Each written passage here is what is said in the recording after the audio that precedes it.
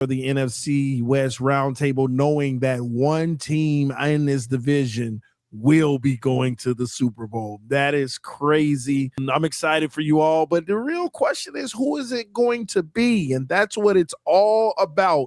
You played this entire season to get to this point, and we got two teams at the top of the mountain, the Los Angeles Rams versus the Seattle Seahawks. This is going to be a game for the ages, ladies and gentlemen.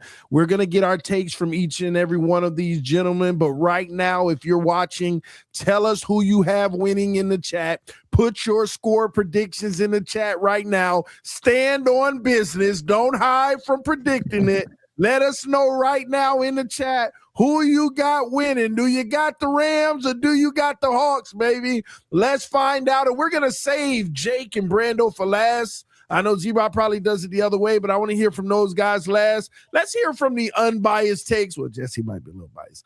But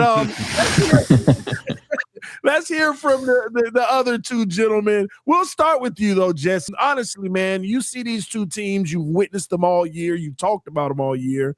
This is what it comes down to. Who do you have in this and why? Gosh, man, this one's so tough, Z-Bot. I have gone back and forth on this one. I'm probably not even going to lock this one in. I'm so unsure of who the hell's going to win this game. But what I will say is I'm worried. The Zach Charbonnet loss, I think, is a big one here. They've done a great job with the two running backs there. It's really carried them.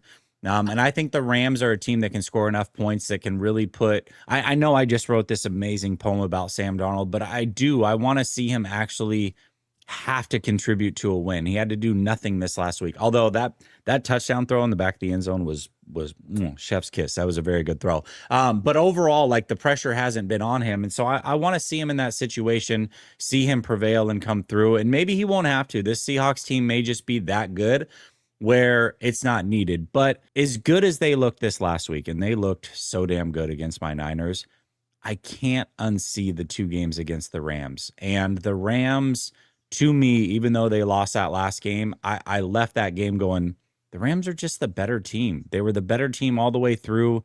Some fluky stuff happened there to get the Seahawks back into it, in my opinion.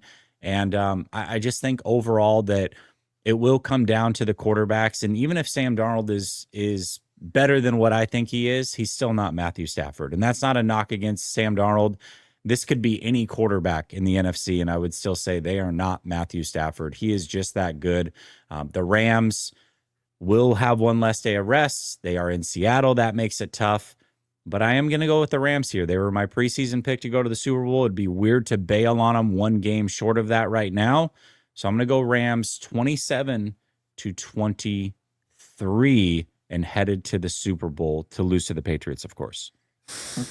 Rams 27-23. Jake with the big smile, man. All right, here we go. Mike, you've been probably the most unbiased because you understand your team's reality. I think a lot of people are even more interested to hear your take on this game. You got the juggernaut game right here in your face. It comes down to this. What do you have and why? Yeah, juggernaut in the face for sure, man. It's not ideal for me or Jesse to kind of be talking about this game, but it's the reality, man, that they are the both best teams in the NFC. And honestly, I wouldn't have it any other way, especially if a football fan, right? If a Cardinal fan, of course, I'm going to be a little biased there. But as a football fan, this is the best of the best. And I'm excited to watch this juggernaut of a game. Now, I do agree with what Jesse was saying, but I don't know. I feel like those games before they had each other, right? Obviously, Seahawks were losing that game, and then a couple things happened, and they kind of came back up and they won. I just don't feel like the Rams are that same team. Now, yes, they're both very, very good teams. But somewhere down the line, and me and Jake and everybody in this chat and everybody in this, roundtables talked about it. There's something off about the Rams. They're not as the Rams as they were in the beginning of the season, right? Now, I'm not going to come out here and say, oh, they're going to get obliterated. No, absolutely. This is going to be pound for pound, haymaker by haymaker. This is going to be a good, fascinating matchup. But I don't know. I'm leaning on to the fact that their special teams, I'm talking about the Seattle Seahawks, their defense, like they just have an overall well-rounded enough where Sam Darnold can literally sit there and throw 160 yards, maybe a touchdown here and there, and have his run game take care of things. And I think that's going to be the way it plays out. I actually have the Seattle Seahawks winning this game because at this point right now in the playoffs, I think they're playing the best football that any team I have seen play so far. Overall, well-rounded special teams, defense. I got the Seattle Seahawks winning this game 31-27. Give me Seattle. Wow. Jesse says the Rams. Mike says the Seahawks. It looks like it probably is. We're not going to get a real balance beam answer here. So let's get into it. It is time to hear from the culprits themselves. The guys who represent the teams who have made it to this point. Both franchises, both organizations, both fan bases can't be more high than they are right now. The Rams have been here before. Seattle has been here before, but this is a new era of being here. Let's start with who's the higher seed, by the way? Oh, Seattle, Brandon. Oh, well, let's start with Brandon. Let's go, man. Talk to us. Who do you have in this game, obviously, and why? Yeah, well, I'm definitely going to go with the Seahawks in this game, and my reasoning being is there's a couple different reasons. First off, I think that we're playing our best brand of football right now at this time of the year. The 41-6 game was a bit about the Niners' injury status, but it's also about what we've been building up to this season. Even since we last played the Rams a few weeks ago, they continually get better. Their commitment to the running game means that they come into a game like this and they don't have to reinvent themselves to become committed to running the ball. They've been committed to running the ball since about halfway into the season, if not since the start of the season. This is just where this kind of brand of football in the playoffs plays.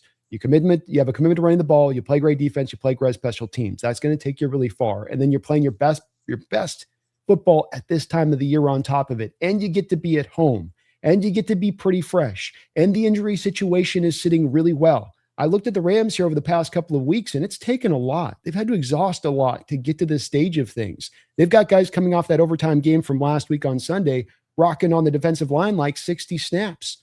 And it's just a little bit extra that they've had to run through to get here. And it's not that that's a mitigating factor in itself, but it just becomes about these little advantages that all sort of stack along to, from my perspective, allow us to edge out this Rams team when it's all said and done. I think it's a close game. I think it does come down to the wire, but I think our ability to run the ball, our ability to limit down that Rams offense will be really the story here.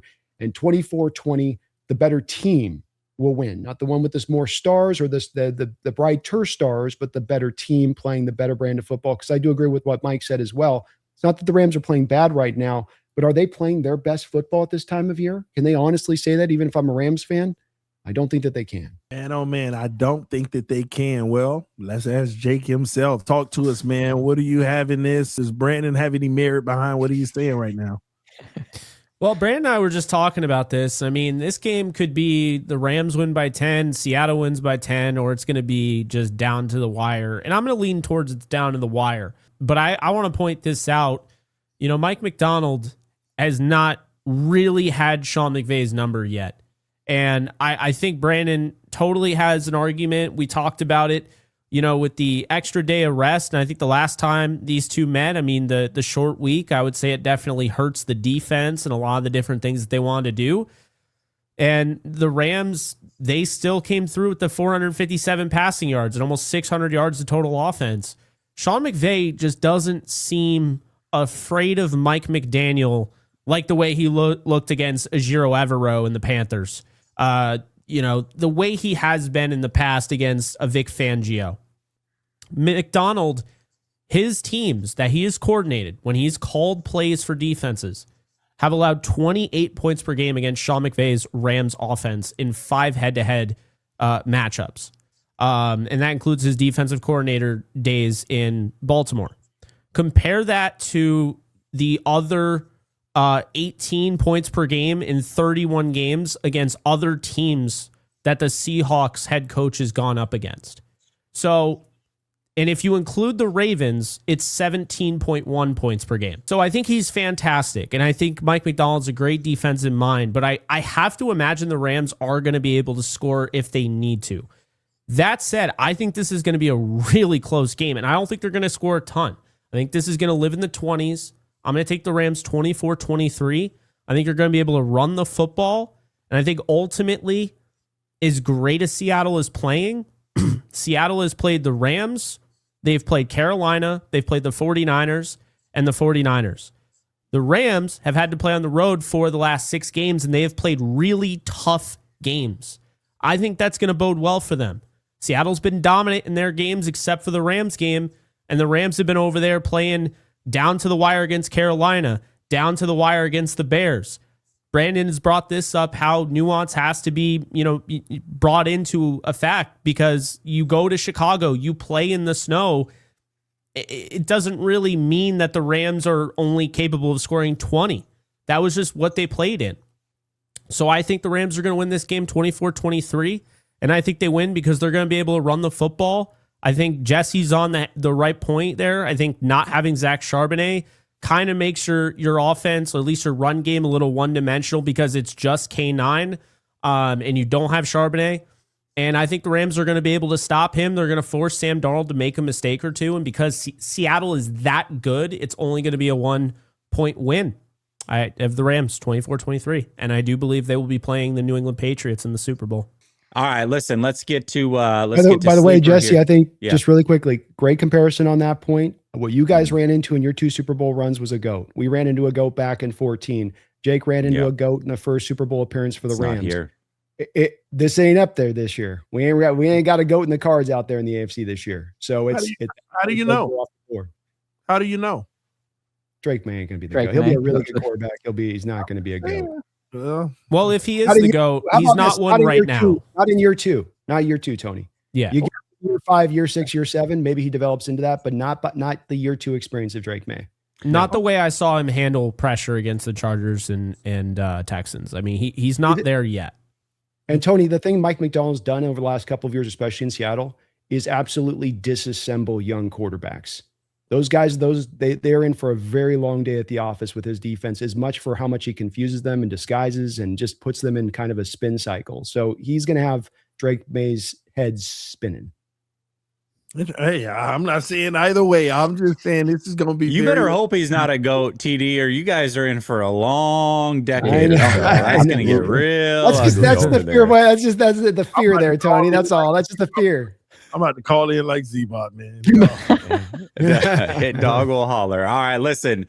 Sleeper, get a 100% deposit match of up to $100 when you use promo code RTS. Link is in the description, pinned at the very top there. You can also get your free $20 play when you use that same promo code RTS. Sleeper is the fastest fantasy growing app that there is. Here are the picks for the championship round. You guys let me know how you're feeling about this. I got Devontae Adams going more than 50.5 receiving yards.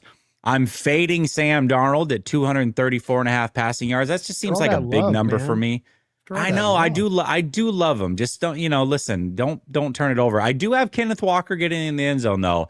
Losing Charbonnet, I think, is going to be huge for Kenneth Walker. He got in 3 times last week. All he needs is 1 this week. And listen, I got a feel for Broncos fans, but Jared Stidham, he's definitely throwing a pick in that championship game. Like, there's just no way he's getting out of there clean. So those are the picks this week. You can tail them or you can fade them, but make sure that you use promo code RTS.